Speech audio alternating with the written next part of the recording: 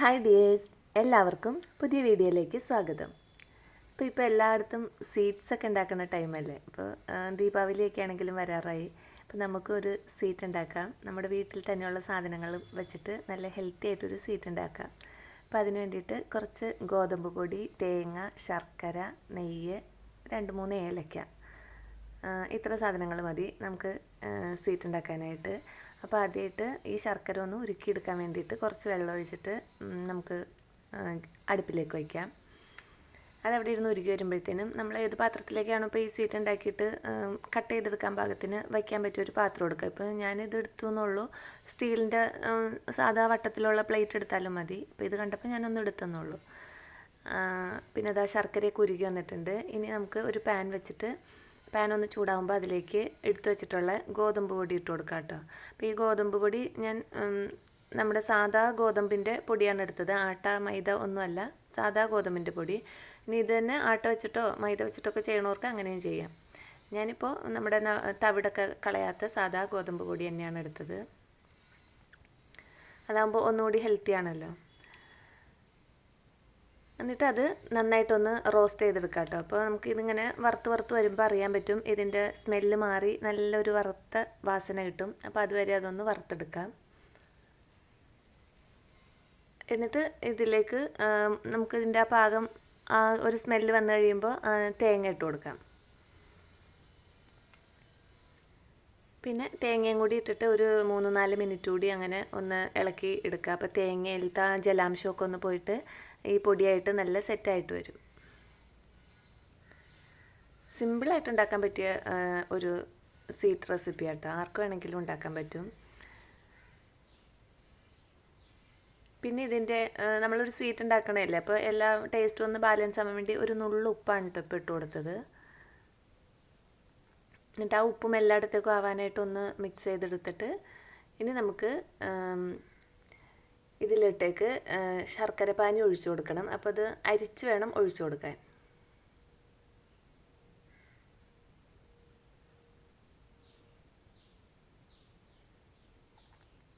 എന്നിട്ട് ഇതെല്ലായിടത്തും ഈ പൊടിയുടെ എല്ലായിടത്തും ഈ പാനി വന്നിട്ട് മിക്സ് ചെയ്യാൻ പാകത്തിന് നമ്മൾ ഇളക്കിയെടുക്കുക. അപ്പോൾ ശർക്കര പാനി കുറവാണെന്ന് തോന്നുകയാണെങ്കിൽ വീണ്ടും ഒഴിച്ചു കൊടുക്കാം.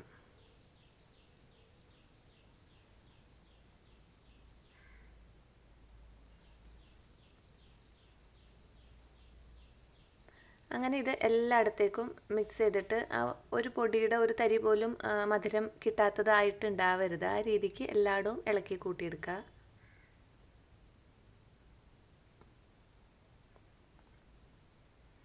എന്നിട്ട് ഇത് കുറച്ച് സമയം കൂടി ഇങ്ങനെ ഇളക്കിയെടുക്കാം കേട്ടോ. അപ്പോൾ ഇതിനൊരു നമുക്കിനി ഇത് ഇളക്കാൻ വയ്യാത്തൊരു കട്ടി വന്ന ഒരു പാകം വരും. അതായത് ആ ശർക്കരയിലത്തെ ജലാംശമൊക്കെ വറ്റിയിട്ട് ഈ പൊടിയായിട്ട് കുറുകി പിടിച്ചിട്ട് ഉരുണ്ട് വരുന്ന ഒരു പാകമുണ്ട്. ആ പാകം എത്തുമ്പോൾ നമുക്ക് നെയ്യ് ഇട്ട് കൊടുക്കാം.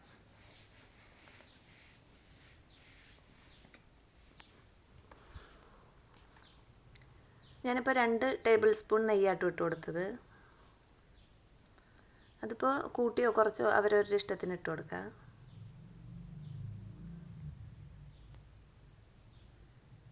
പിന്നെ ഇനി ആ നെയ്യൊന്ന് ഉരുകി എല്ലായിടത്തും ആവണം.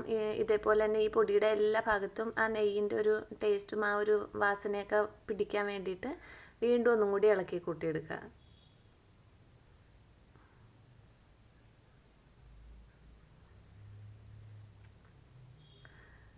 അപ്പോൾ നമ്മുടെ അടുപ്പിൽ വെച്ചിട്ടുള്ള ജോലി അതോടുകൂടി കഴിയും കേട്ടോ. അത്രേ ഉള്ളൂ. നമുക്കിനി ഇതെല്ലായിടത്തും മിക്സ് ചെയ്ത് ഇളക്കി കൂട്ടി എടുത്തു കഴിഞ്ഞാൽ ഇതിനി നമുക്ക് സെറ്റ് ചെയ്യാനുള്ള പാത്രത്തിലേക്ക് മാറ്റി കൊടുക്കാം.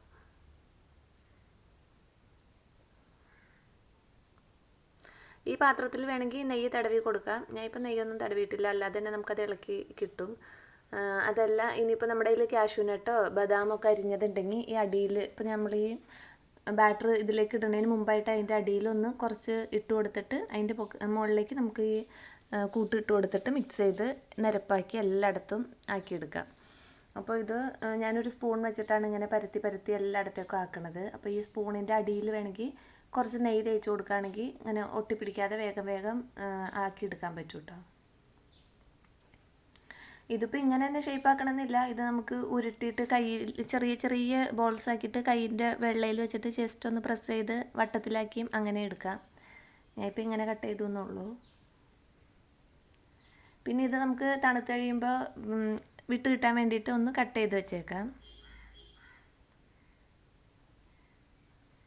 അപ്പോൾ ഈ അടിയിൽ നമ്മൾ നട്ട്സൊക്കെ ഇട്ട് കൊടുത്തെന്ന് പറഞ്ഞില്ലേ, അതേപോലെ തന്നെ ഇപ്പോൾ നമുക്ക് മുകളിലും വേണമെങ്കിൽ നട്ട്സൊക്കെ ഇട്ട് കൊടുക്കാം കേട്ടോ. നട്ട്സോ അല്ലെങ്കിൽ മുന്തിരിയോ ഒക്കെ വെച്ച് കൊടുക്കാം, ഓരോ പീസിൽ ഓരോ മുന്തിരിയൊക്കെ. ഞാനിപ്പോൾ അതൊന്നും ചെയ്യണില്ല. എന്നിട്ട് ഞാനിതിങ്ങനെ കട്ട് ചെയ്ത് വെച്ചിട്ടുണ്ട്. ഇനി ഇത് തണുത്ത് വരട്ടെ.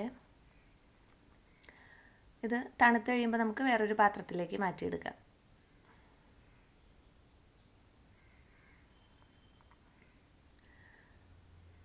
അത് ഞാനിങ്ങനെ ഓരോ പീസായിട്ട് പാത്രത്തിലേക്ക് മാറ്റി വെച്ചിട്ടുണ്ട്. അപ്പോൾ ഇതാണ് നമ്മുടെ സ്വീറ്റ്. ഇനി ഇത് ഫ്രിഡ്ജിൽ വെച്ചേക്കാണെങ്കിൽ ഇതിന് കുറച്ചും കൂടി ഒരു കട്ടി കിട്ടും കേട്ടോ. അപ്പോൾ ഒന്നുകൂടി ടേസ്റ്റാണ് അതിന്. ഇത് പെട്ടെന്നൊന്നും കേടായി ഒന്നും പോവില്ല. ഫ്രിഡ്ജിൽ വെച്ചിരുന്നാൽ നമുക്ക് കുറച്ച് ദിവസം ഇത് യൂസ് ചെയ്യാനും പറ്റും. പെട്ടെന്ന് കേടായി ഒന്നും പോവാത്ത സ്വീറ്റാണ്. അപ്പോൾ പുറത്ത് വെച്ചിട്ടും കഴിക്കാം, ഫ്രിഡ്ജിൽ വെച്ചിട്ടും കഴിക്കാം. അപ്പോൾ ഇത്രയേ ഉള്ളൂ. വീണ്ടും അടുത്ത വീഡിയോയിൽ വരാം.